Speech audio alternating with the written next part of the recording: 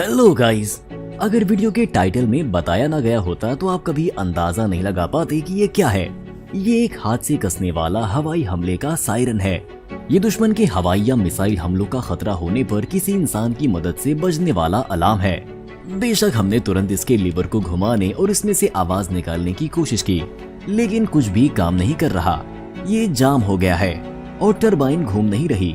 ठीक है, हमें इसे अलग करना होगा और ठीक करने की पूरी कोशिश करनी होगी। इस डिवाइस को ठीक करने के लिए हमारे पास 4 दिन का काम है। तो चलिए ब्रश से धूल और गंदगी की बाहरी सफाई के साथ शुरुआत करते हैं। सामने के कवर पर एक इंफॉर्मेशन प्लेट है जिसे हम बाद में साफ करने और लिखे हुए को पढ़ने की कोशिश करेंगे। खुशकिस्मती से डिवाइस के खास हिस्से पर कोई जंग नहीं है, क्योंकि ये एल्युमिनियम के ठोस टुकड़ों से ढाले जाते हैं जिनमें जंग नहीं लगता। पिछले वीडियो में ठीक करी गई रिंच की मदद से हमने ऊपर के हैंडल और उसके माउंट को निकाला। फिर लीवर के साथ भी ऐसा ही किया, जो ताकत को टरबाइन तक पहुंचाता है। फिर हमने बोल्ट के किनारों पर थोड़ा ल्यूब्रिकेंट लगाकर उन्हें ध्यान से एक एक करके खोल लिया। नीचे की तरफ सेफ्टी ग्रिल 2 प्लेटों के साथ बंधी हुई है। इंसानी उंगलियां इन दोनों छेदों के बीच में आने पर टरबाइन से आसानी से कट ना जाएं, इसीलिए ये रुकावट के तौर पर काम करती हैं। अगला काम कवर को निकालना है और बिना किसी नुकसान के इसे निकालने में हमें लगभग 1.5 घंटा लग गया। हमें लगा ये वीडियो इसी में खत्म हो जाएगा, लेकिन आखिरकार ये खुल गया और हमने बेरिंग को ग्रीस और गंदगी से ढका हुआ देखा।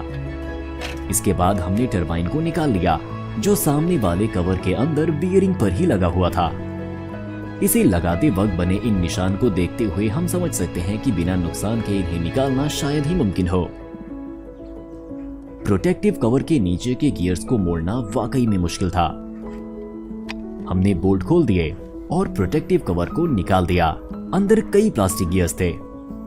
पुरानी ग्रीस को हटाना बहुत मुश्किल है, लेकिन हमें इसे साफ करना होगा, वरना ये हमारा पूरा काम बिगाड़ देगी। इसके बाद हमने स्प्रिंग से फंसे इस हिस्से और इसे पकड़ने वाले तार को निकाल लिया। हम आखिरी गियर को भी निकालना चाहते थे, लेकिन तब हमें एहसास हुआ कि ये एक कील के साथ जुड़ा हुआ है।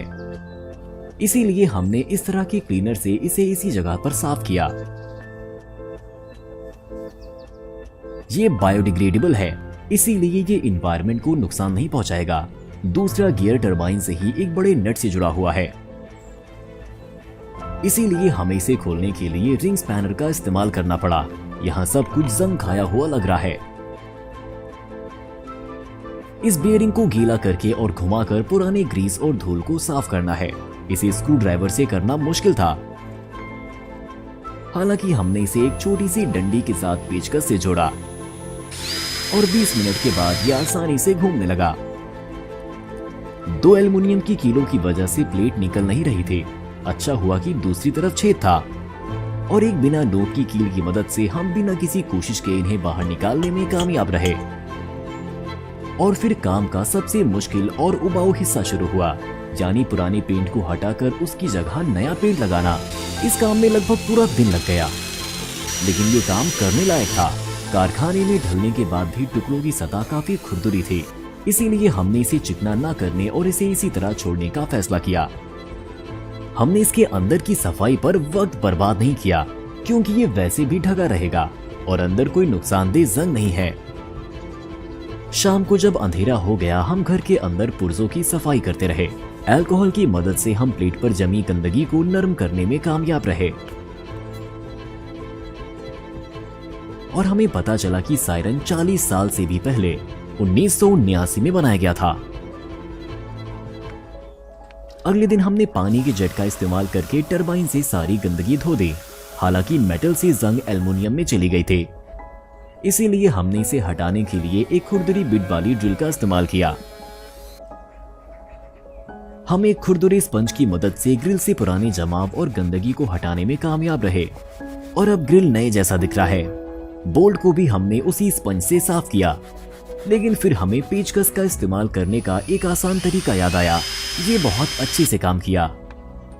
अगला हमने सैंड पेपर का एक टुकड़ा लिया और हैंडल को उसके माउंट के साथ एक क्लैंप से मेज पर फंसा दिया और हैंडल से पुरानी कोटिंग को साफ किया।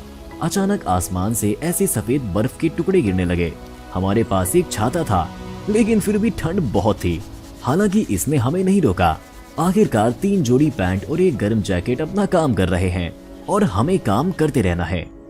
हमने लकड़ी के लीवर के अंदर बोल्ट रखा और इसे स्क्रू ड्राइवर के अंदर डाला। इस तरह हमने इसे थोड़ा साफ किया। काला पेंट बहुत गहराई तक सोख लिया है और इसे हटाने के लिए हमें लकड़ी की ऊपरी परत को कुरेदना होगा, जिससे लीवर बहुत पतला हो जाएगा। इसीलिए हमने अपनी पसंदीदा अलसी के तेल का थोड़ा सा इस्तेमाल किया और इस हालत में लकड़ी को कोट करने का जोखिम उठाया। आखिरकार इस तरह से ये इसे लंबी उम्र पर जोर देते हुए वाकई में अच्छा लग रहा है। हमें अभी भी इस टुकड़े को और कुछ बोल्टों को साफ करना है जो बहुत ज्यादा खराब हो गए हैं। इस वजह से हमने इन्हें सिरके से ढक दिया और अगली सुबह इन्हें पॉलिश MRI के टूथब्रश से साफ किया। सायरन की सामने वाली ग्रिल को हमने चमकाने के लिए पॉलिश किया। इसके बाद हमने कुछ चीजों को ढककर बॉडी को रंगने के लिए तैयार किया ताकि उन्हें भी रंगने से बचाया जा सके। हम इसे लेबल पर बने हरे मेढक वाले इस लाल रंग से रंगने जा रहे हैं। इसमें लिखा है कि आप बिना प्राइमर किए पेंट का इस्तेमाल कर सकते हैं। चलिए शुरू करते हैं। रंग काफी ध्यान से चुना गया है क्योंकि ये दूर से ही चमकीला और ध्यान देने वाला रंग है, ताकि कोई भी इंसान जल्दी से सायरन का पता लगा सके और जरूरत पड़ने पर इसका इस्तेमाल कर सके। पेंट को 3 परतों में लगाया जाना है, जिसमें सूखने का वक्त भी शामिल है ताकि ये सभी हिस्सों में मजबूती से चिपक जाए। फिर इसे धूप में अच्छी तरह से सुखाया जाना है। आखिर में हमने सभी हिस्सों को जोड़ने के लिए तैयार कर लिया। इसके बाद हमने बेयरिंग को उसकी जगह पर रखा और गाढ़े ग्रीस की एक ट्यूब ली, जिसे हमने अंदर लगा दिया। इसे सभी हिस्सों पर लगाया जाना चाहिए ताकि इनमें जंग न लगे और ये आसानी से घूम सके। दरअसल सायरन की ज्यादा से ज्यादा आवाज इसके भरोसे ही है। फिर हमने स्प्रिंग के साथ बड़े गीले गियर के टुकड़ों को लगाया, फिर दूसरे गियर को लगाया और चेक किया कि ये काम कर रहा है या नहीं। फिर प्रोटेक्टिव कवर के साथ इसे बंद किया और फिर हमने इसे छूने वाली सभी जगहों को पहले से ही ग्रीसिंग करके टरबाइन को इसकी जगह पर रख दिया। हमने प्लेट को ऐसी कीलों से जोड़ दिया जो पेंच का काम करेंगे। एल्युमिनियम एक नरम मेटल है, इसीलिए कील छेद में आसानी से फिट हो जाएगी। इसके बाद हमने सामने वाले कवर को सायरन के ऊपर रखा और लीवर को थोड़ा घुमाने की कोशिश करने लगे। ध्यान दीजिए कि हम लीवर को हाथ से कितना धीरे घुमा रहे हैं और टरबाइन कितनी तेजी से घूम रहा है। जाहिर है कि ये खास तरीके से छेद के जरिए हवा को बहाता है, जिससे एक आवाज निकलती है और वीडियो के आखिर में हम इसका टेस्ट करेंगे। फिर हमने प्रोटेक्टिव ग्रिल को लगाया और वॉशर लगाने के बाद हमने बॉडी के दोनों हिस्सों को बोल्ट से कसा। फिर हमने ऊपरी हैंडल को लगाया, जिसे हमें सायरन को घुमाते वक्त पकड़ना पड़ेगा क्योंकि इसमें थोड़ी मेहनत की जरूरत होती है। फिर लीवर को वापस लगा दिया और देखा कि क्या ये घूम सकता है।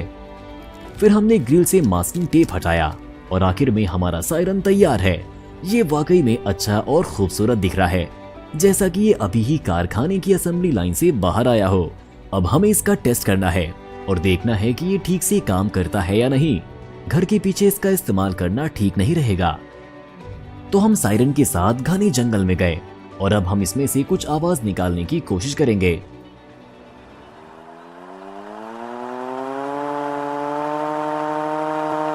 बढ़िया, लगता है ये काम कर रहा है।